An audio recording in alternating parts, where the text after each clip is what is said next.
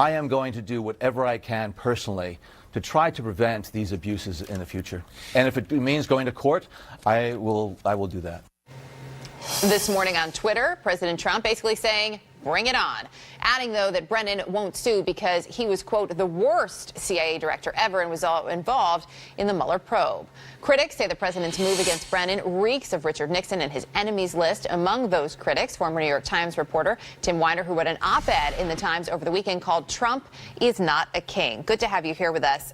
First, just give me a sense, and you touched on this in your piece, but now, since it's come out, we have 175 more officials who are jumping on here. Does it change anything to have hundreds speaking out? It's an extraordinary development, and I think months and years from now, we may look back on the last few days as a turning point in the opposition to Trump, the resistance coming from the establishment, from the national security empire. And the critique is very, very basic and goes to the heart of who we are as a people. Trump is trying to punish Brennan and others for criticizing him. And that is a crime in monarchies like Saudi Arabia, where to criticize the crown is considered an act of terrorism. Not in this country. That's why we fought a revolution against a mad king. Do you think, though, to that point, because what we're seeing is this play out, right? And a lot of this comes to from, there's the Brennan issue, but then there's also the enemy when it comes to journalists and people calling out things like that. And there isn't always as much of an appetite, perhaps, as some people would like for that thought of, yes, it's important to keep this free press here. Yes, it's important to keep a check on things. Yes, you should have the ability to speak out and say whatever you want. The president's extraordinary attack on the CIA, the FBI, Bob Mueller, never mind the press, we can take heat like that, but he is attacking the pillars of national security of this country. Because why? He's terrified.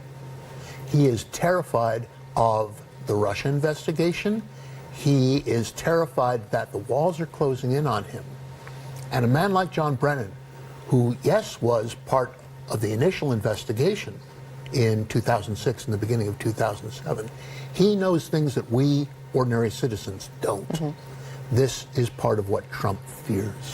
Former Director Clapper spoke out over the weekend about what we're seeing from John Brennan. Here's what he had to say.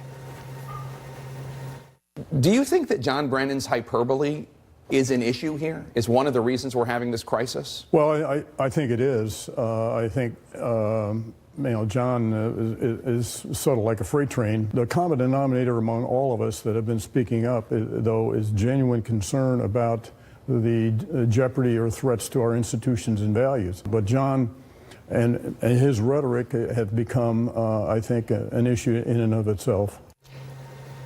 Is Brennan going too far? Is he in some ways playing into the president's hands, based on what we just heard from James Clapper?